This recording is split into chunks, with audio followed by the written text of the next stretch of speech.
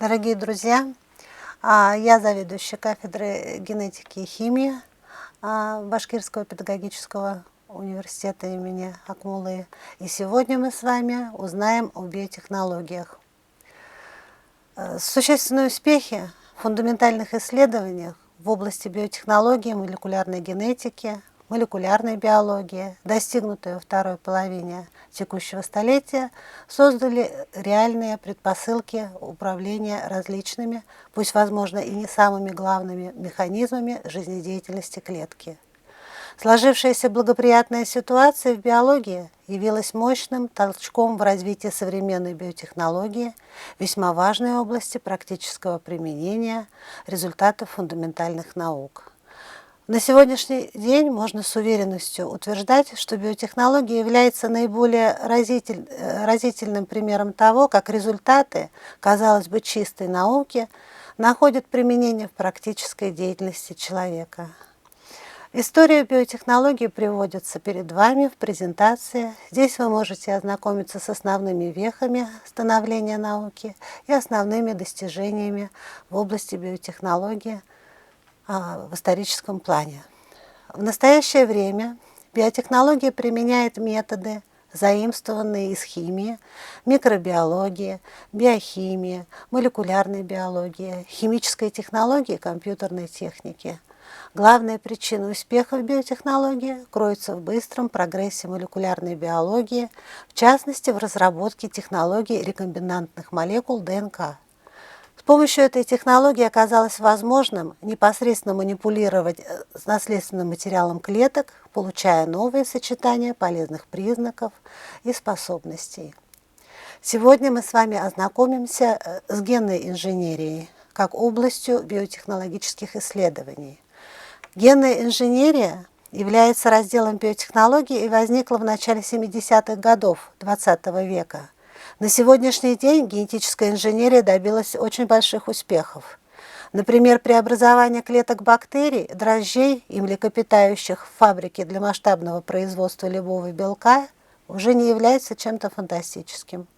В настоящее время кишечная палочка стала поставщиком таких важных гормонов, как инсулин и соматотропин.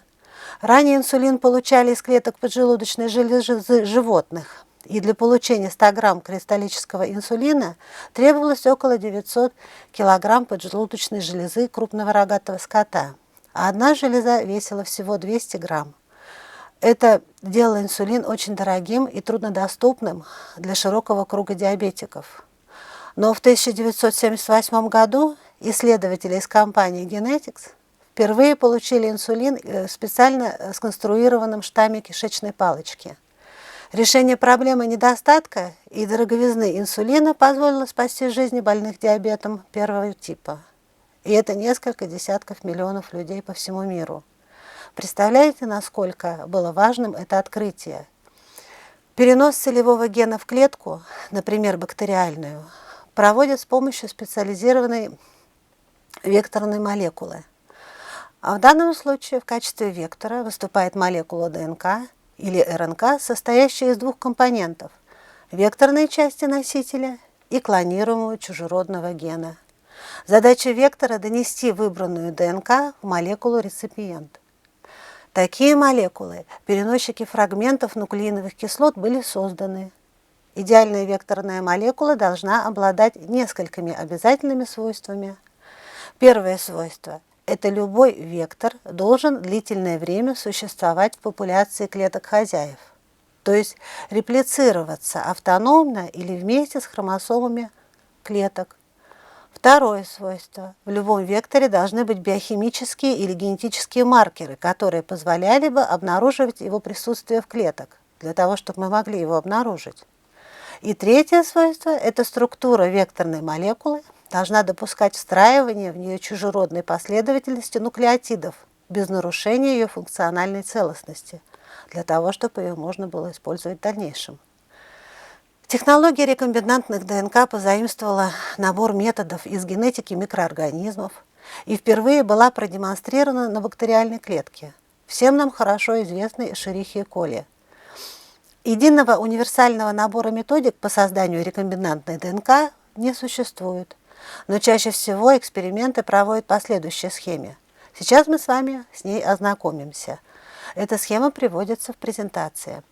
Первое. Из организма доноров генов экстрагируют ДНК, клонируемую или чужеродную ДНК, подвергают ее ферментативному гидролизу и соединяют с другой ДНК, которую называют клонирующим вектором. В результате образуется новая рекомбинантная молекула. Второе. Эту конструкцию вводят в клетку хозяина, в которой она реплицируется и передается потомкам. Процесс внедрения вектора в клетку хозяина называется трансформацией. Третье. Проводят отбор клеток, несущих рекомбинантную ДНК, то есть трансформированных уже клеток. И процесс отбора называется селекцией трансформированных клеток. Четвертое. Получают специфический белковый продукт, который синтезирован клетками-хозяевами. Его называют целевым белком и после процедуры очистки используют по назначению. Основные манипуляции с генами стали возможны только после открытия расщепления ДНК в местах строго определенных последовательностей, рестриктирующими эндонуклеазами или рестриктазами по-другому. До этого делались попытки разрезать ДНК лазером, обработать ультразвуком, применить какие-то физические методы, химические, расплавить молекулу, разрезать ферментами ее одиночные нити и так далее. Но, однако, при практической реализации метода всегда оказывалось, что разрез проходит в случайных участках, а не там, где необходимо было его произвести. И для того, чтобы произвести специфическое разрезание, требовалось строго определенные ферменты, которые были бы способны это сделать.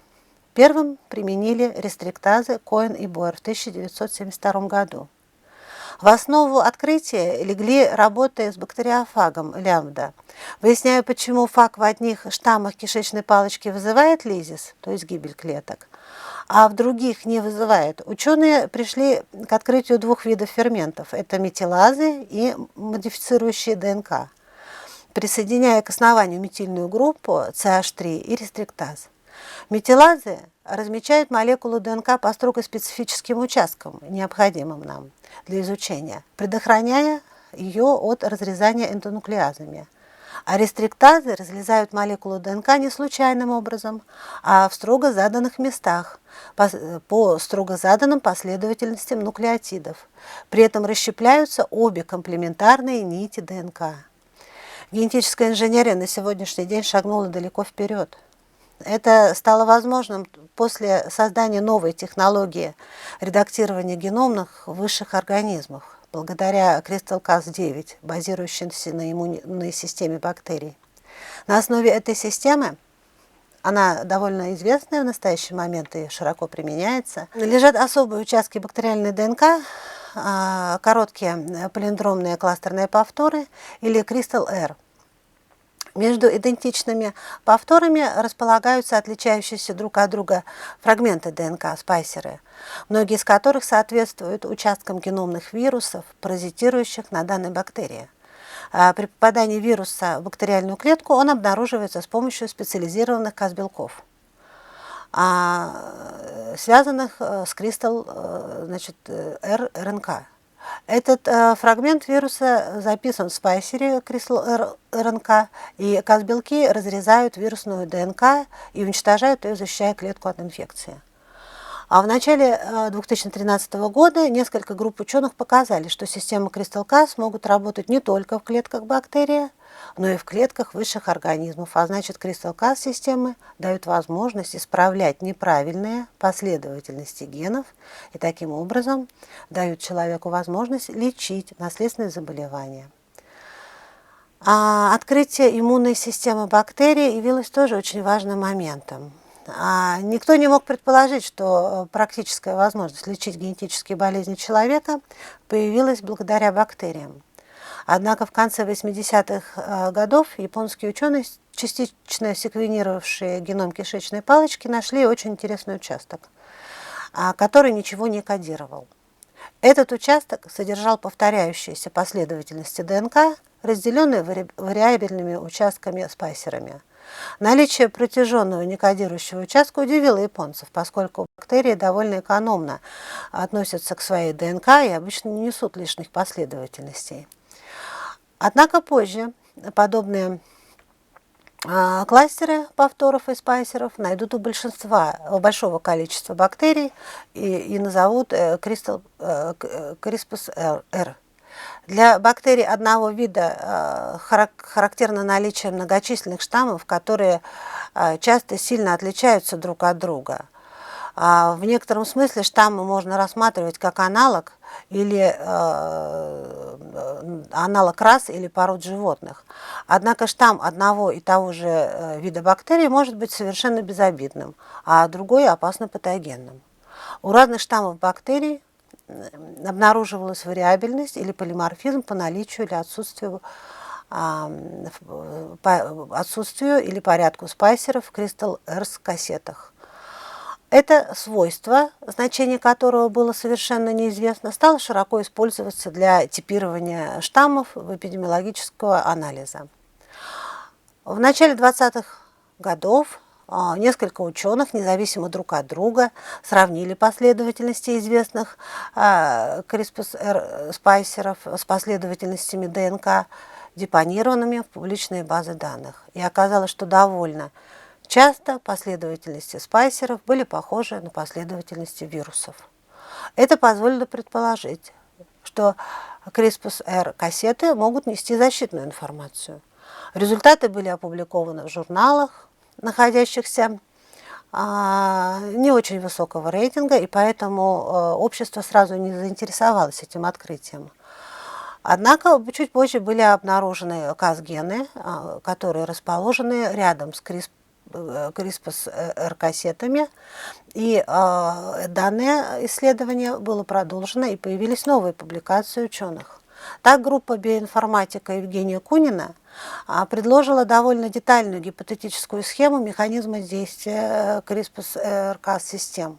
Согласно их модели, при попадании вируса в клетку он обнаруживается с помощью белка Cas, использующего синтезированную с CRISPR-РНК-копию. Если какой-то фрагмент генома вируса совпадал с записанным в спайсере, Cas разрезает вирусную ДНК и запускает цепь реакций. В результате вся ДНК может даже уничтожиться. В настоящее время технология CRISPR-Cas9 довольно известна. И, как проходила ее разработка? Исходные системы, предсказанные в группе Кунина и другими учеными, кодировали большое количество Cas-белков, необходимых для бактериальной защиты. Но также был обнаружен класс систем, которые кодировали только один Cas-белок, правда очень большой. И защитное действие таких систем было продемонстрировано французской исследовательницей Эммануэль Шарпентье. Если в стандартных системах несколько белков собираются в сложный комплекс, связывающий CRISPR с РНК, а затем этот комплекс узнает вирусную ДНК-мишель и привлекает еще один белок, кусающий вирусную ДНК, то в системе, которую повезло изучить Шарпентье, один белок, получивший название Cas9, выполнял все эти функции. То есть он связывал CRISPR с РНК, узнавал мишень и раскусывал ее. В 2012 году группа ученых Шарпентье и Дженнифер Дудна из университета Беркли опубликовали совместную статью в Science. Это такой известный журнал научный, где предложили способ перепрограммирования системы CRISPR-Cas таким образом, чтобы она стала направленно разрезать ДНК в участках, целенаправленно выбранных исследователем. В природе CRISPR-РНК кодирует в CRISPR-кассете, связывается белками и потом узнает мишень. Однако оказалось, что можно получать неприродную CRISPR-РНК с помощью химического или ферментного синтеза. Это тоже в своем роде значительно облегчило использование данного метода. И оказалось, при этом место спайсеров такой РНК занимает последовательность, выбранная исследователем. То есть уже произвольно можно было разрезать в том месте, где необходимо. Белок Cas9 способен узнавать и связываться с такой синтетической CRISPR-РНК, ее называют гид, и становится запрограммированным на узнавание и разрезание соответствующего ей места в ДНК. Таким образом, группа Шарпентье и Дудна продемонстрировали возможность такого подхода инвитро, то есть пробирки. Практически в то же время группа Джорджа Черча и его бывшего аспиранта Фенга Жанга из Института Броуда в МИД показали, что бактериальный белок Cas9 и гид-РНК способны работать, узнавать и направленно разрезать ДНК в клетках высших организмов, в частности, в клетках человека. Вот, собственно говоря, мы с вами сегодня поговорили о применении современных биотехнологических методов. Всего доброго, спасибо за внимание.